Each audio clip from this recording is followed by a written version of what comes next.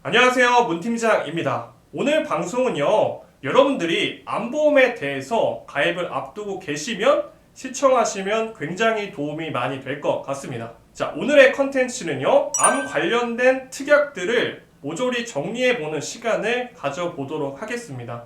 암보험을 가입하려고 하다 보면 이것저것 특약을 많이 넣어서 가입을 권유받는 경우가 굉장히 많은데요. 이 특약들이 보험료 대비해서 효율성이 좋은지, 그리고 보상은 어떤 식으로 이루어지는지 하나씩 살펴볼 예정입니다. 제가 실제 설계서를 통해서 암 관련된 특약을 몽땅 정리를 해왔으니까요. 저랑 같이 약간을 살펴보면서 알아보는 시간을 가져보도록 하겠습니다. 자, 그러면 지금 시작해 볼게요. 자, 먼저 방송 시작하기 앞서서 한 가지 당부 말씀 드리겠습니다. 회사마다 이 암 관련 담보들이 다를 수가 있습니다. 종류도 다를 수가 있고요. 이름 명칭도 다를 수가 있으니까요. 이 부분은 여러분이 참고해서 시청해 주시면 좋을 것 같습니다. 자, 제가 준비한 회사에서 암 관련된 특약을 모조리 정리를 해 왔는데요. 자, 먼저 암 진단비하고 유사암 진단비를 같이 살펴보도록 하겠습니다. 암보험에서 가장 핵심적인 특약인데요. 먼저 유사암 진단비를 아셔야 합니다. 약관을 보시면 유사암 진단비는 갑상선암, 기타 피부암, 제자리암, 경계성 종양 이 네 가지를 유사암으로 분류를 하고 있습니다.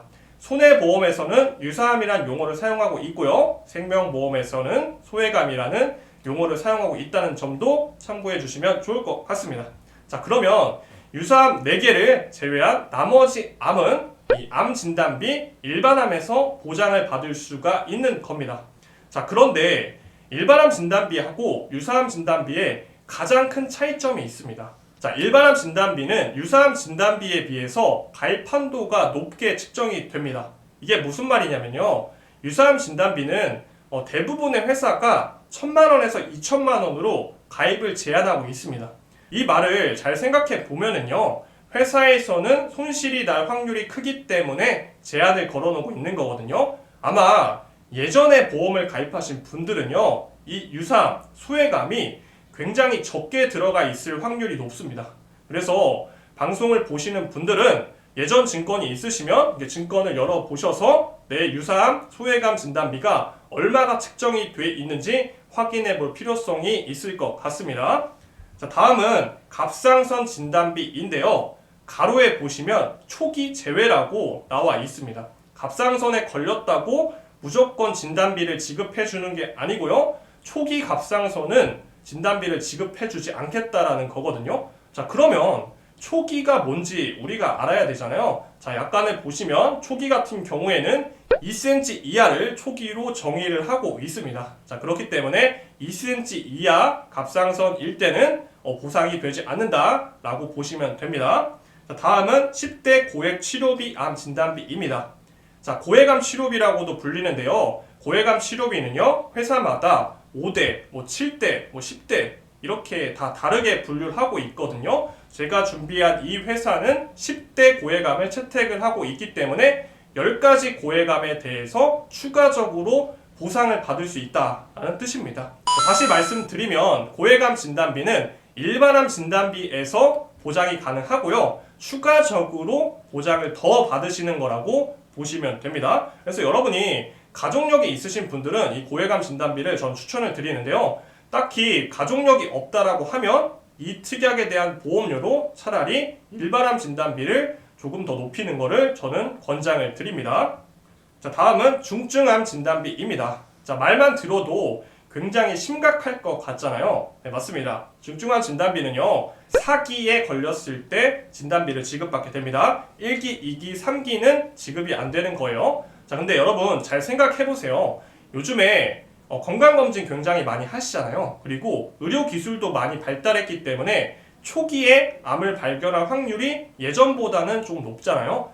자, 그래서 제 개인적인 견해로는요, 중증암 진단비를 받을 확률은 낮다. 그래서 이 특약으로 차라리 일반암 진단비를 높이는 거를 저는 추천을 드려요. 저 같으면 일반암 진단비를 더 늘릴 것 같아요. 자, 다음은 재진단암 진단비인데요. 자, 재진단. 다시 말씀드리면 암에 걸리고 또 암에 걸렸을 때 지급받는 특약인데요. 이게 조건이 있어요. 약관을 보시면 2년이 경과해야 됩니다. 2년 안에 만약에 암에 다시 걸리게 되면 보장을 받지 못한다는 뜻이거든요. 이런 부분 여러분들이 놓칠 수가 있는데 꼭 참고하셔서 가입을 하셔야 됩니다. 자, 다음은 항암 방사선 치료비, 항암 약물 치료비인데요. 자, 이 특약 같은 경우에도 마찬가지로 항암 치료를 받지 않으면 보장받지 못하는 특약입니다. 그리고 약관을 보시면 모든 암을 100% 주는 게 아니고요. 갑상선 암과 기타 피부암은 20%만 지급을 하게 되는 것도 여러분들이 알고 계셔야 합니다. 다음은 암 특정 통증 완화 치료비, 암 특정 재활 치료비인데요. 자, 이 특약은 제가 한 번도 가입시켜 본 적이 없는 특약입니다. 저도 처음 보는 특약인데요. 약관을 같이 살펴보자면요. 통증 완화 치료, 약관에 분류한 치료들이 있습니다. 그리고 재활 치료, 약관에서 명시한 재활 치료 이런 것들을 했을 때 지급을 받는 특약입니다. 그래서 여러분들이 고려해 보셔서 가입을 할지 안 할지 선택을 해주시면 좋을 것 같아요. 자, 그리고 다음은 말기암 호스피스 통증 완화 치료비입니다. 자, 이것도 굉장히 생소하실 텐데요. 말기암 환자들 대상으로 편안하게 마무리할 수 있도록 도와주는 치료라고 생각하시면 됩니다. 그래서 저는 굳이 이 특약은 추천을 드리고 싶지 않습니다. 다음은 암 수술비인데요. 마찬가지로 암에 걸렸다고 해서 무조건 수술을 받는 것 아니기 때문에 저는 암 수술비 특약의 보험료로 일반암이나 유사암을 추가하는 것을 권장을 드립니다. 자, 다음은 이제 입원 일당들이 나오게 되는데요. 요즘에 가성비 좋은 보험을 구성하기 위해서는요, 이 입원 일당을 빼주시는 게 좋습니다. 왜냐면 요즘에 병원에서 장기간 입원을 그렇게 선호하고 있진 않거든요. 그렇기 때문에 특약 보험료를 보시고 내가 받는 입원 일당도 확인해 보시고 여러분들이 고려해서 가입을 해주시는 게 좋을 것 같아요. 저는 가성비 좋게 보험을 구성하기 위해서는 이 특약은 제거하시는 걸 저는 추천을 드려요. 자, 그리고 아래는 유방암으로 인한 유방 수술비, 이건 여성분들 특약이죠. 이거는 저는 추천을 드려요. 왜냐하면 보험료가 그렇게 비싸지 않기 때문이죠. 자, 그리고 자궁 적출 수술비도 보험료가 그렇게 비싸지 않기 때문에 이 부분도 저는 추천을 드립니다.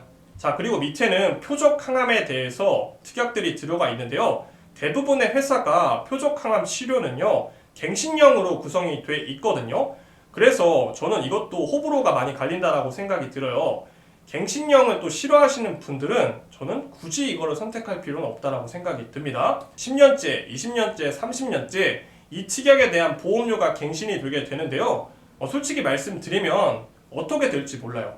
2031년에 이 특약의 보험료가 얼마가 될지는 지금 몰라요. 그렇기 때문에 이런 부분을 고려하셔서 여러분이 선택하시면 좋을 것 같고요. 제 개인적인 생각으로는요, 이 표적 항암 같은 경우에는요, 모든 암 환자가 표적 치료를 하는 건 아닙니다. 표적 인자가 있는 사람만이 이 표적 치료를 할 수 있기 때문에 암에 걸린다고 무조건 지급을 받을 수 있는 특약은 아니기 때문에 저는 후순위로 좀 놔뒀으면 좋겠습니다.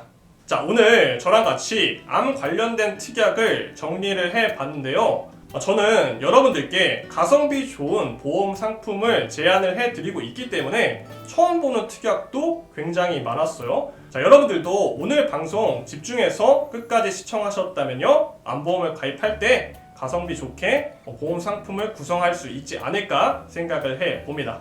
자, 보험에 관련해서 상담이 필요하신 분들은요, 영상에 전화번호로 연락을 주시거나 카카오톡으로도 제가 상담받을 수 있는 방법 영상으로 설명을 해놨으니까요, 참고하셔서 여러분이 편한 방법으로 문의를 주시면 제가 순차적으로 상담을 해드리도록 하겠습니다.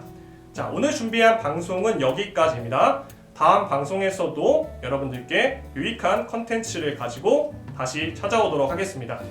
영상 끝까지 시청해 주셔서 감사합니다. 상기 내용은 모집 종사자의 개인의 의견이며 계약 체결에 따른 이익 또는 손실은 보험 계약자 및 피보험자에게 귀속됩니다. 본 광고는 생명보험 광고 심의 기준을 준수하였으며 유효기간은 심의일로부터 1년입니다.